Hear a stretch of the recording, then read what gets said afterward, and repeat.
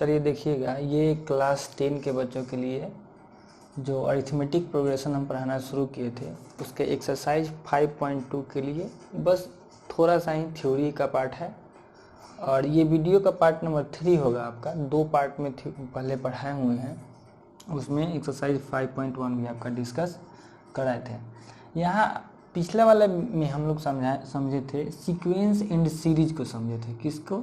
Sequence and series को। तो जब सीक्वेंस एंड सीरीज को समझ रहे थे तो एक चीज़ देखा जा रहा था, जैसे कि 2 हो गया, 1 हो गया, उसके बाद में 4 हो गया, 9 हो गया, 16 हो गया, 25 हो गया, ये सीक्वेंस में आ जाता था। ठीक है, फिर ये बात करें 1 2 से मल्टीप्लाई कर देंगे तो कितना हो जाएगा 4 का 2 से कर देंगे 8 का 2 से कर देंगे तो 16। तो ये सब का सब सीक्वेंस में है। लेकिन अरिथमेटिक प्रोग्रेशन में थोड़ा बात अलग है।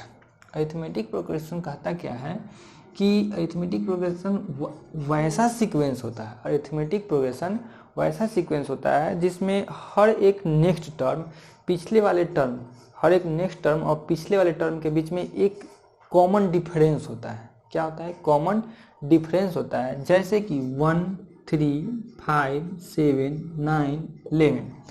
आप देखिएगा कि 3 में से 1 जब माइनस करते हैं तो कितना होता है 2।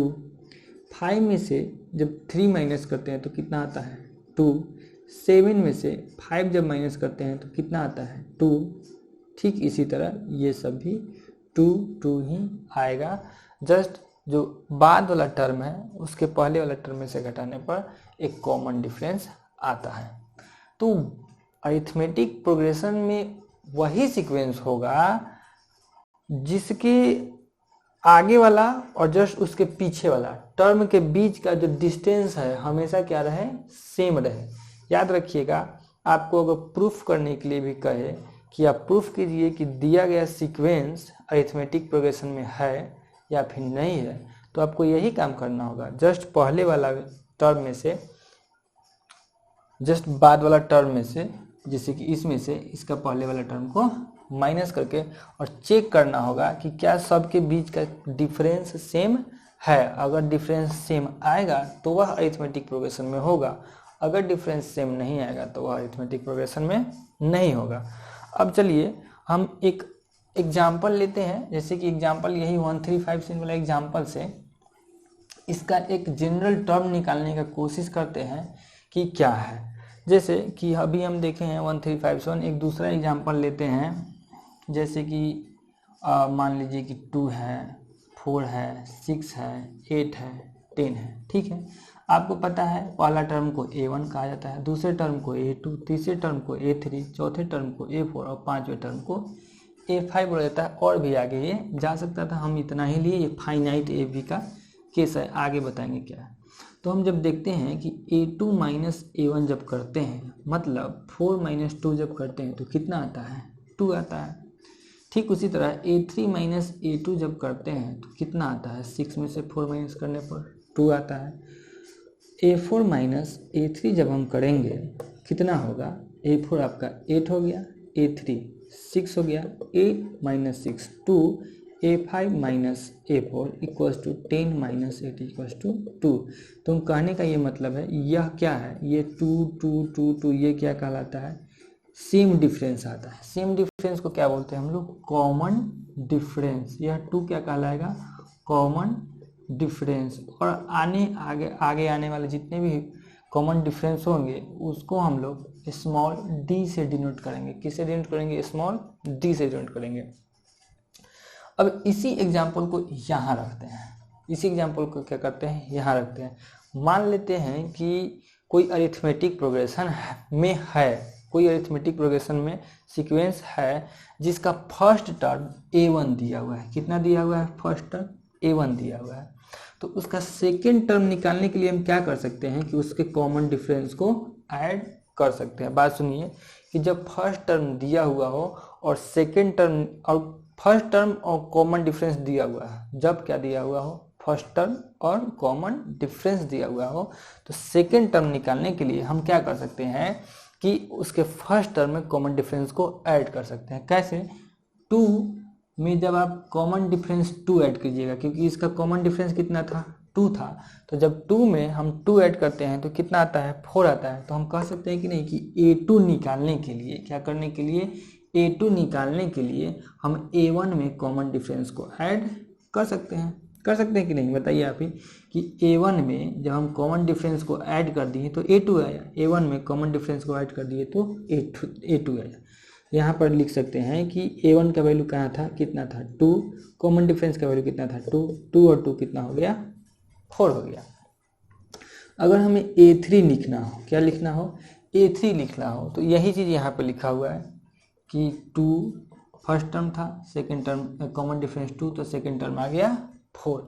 अगर हमें A3 निकला हो तो क्या करेंगे कि अगर A2 में कॉमन डिफरेंस फिर से ऐड कर देंगे तो क्या A3 नहीं आ जाएगा। देखिए तो 4 में जब कॉमन डिफरेंस 2 ऐड कर रहे हैं तो कितना आ जाएगा 6 आ जाएगा। तो कहने का ये मतलब है कि जब तीसरा टर्म निकालना हो हमको तो दूसरे टर्म में सेकेंड टर्म में कॉमन डिफरेंस ऐड कर सकते हैं। तो यह अब इतना बड़ा बात तो समझ गए होंगे, 10th क्लास के बच्चे हैं, इतना तो समझ में आ गया होगा कि सेम प्रोसेस यहाँ।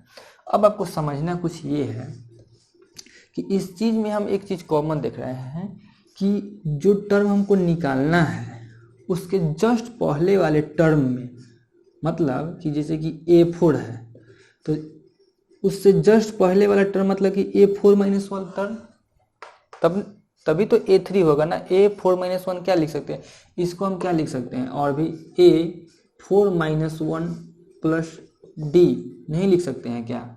इसको हम A5 जो पता कर रहे हैं A4 प्लस D से, तो A5 - 1 प्लस D ये भी तो लिख सकते हैं ना।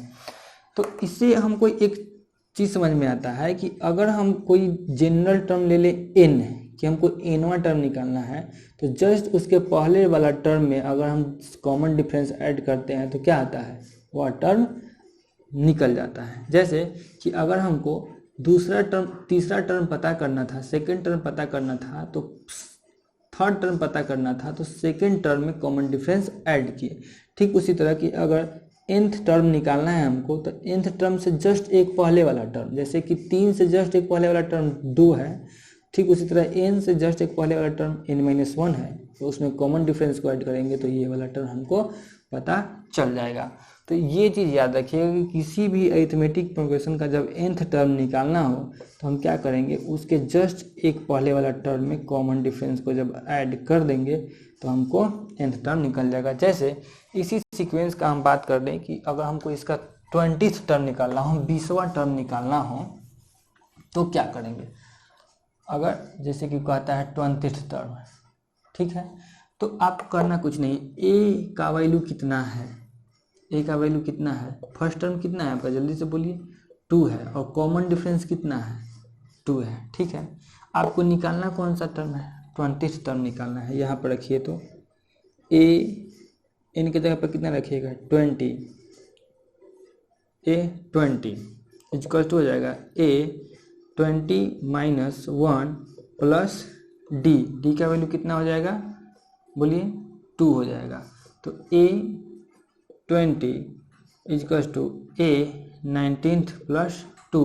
तो अगर हमको एक a 19th टर्म अगर हमको पता रहे तो क्या करेंगे कि उसमें 2 ऐड करके इसको पता कर सकते हैं। तो अभी आपको इस 20 टर्म निकालने के लिए एक tn होता है, tn इक्वल टू होता है a plus n - 1 into d।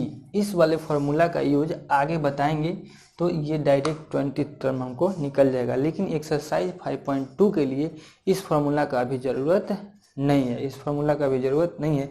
इस फार्मूला में आपको बस करना क्या है कि पता करना है कि कोई टर्म एपी में है, कोई टर्म एपी में नहीं है, प्रूफ करना है कि अरिथमेटिक प्रोग्रेशन में है। और प्रूफ करने के लिए बस इतना ही काफ़ी है, आपको प्रूफ करने के लिए बस इतना ही काफ़ी है कि आप उसके पहले वाले टर्म में से उसके पिछले वाला टर्म घटा लीजिएगा, माइनस कर लीजिएगा। अगर कॉमन डिफरेंस सेम आया तो वो एपी में होगा। जब नेक्स्ट वीडियो में आएंगे पार्ट 4 में तो आपको इसका क्वेश्चन आंसर करा देंगे।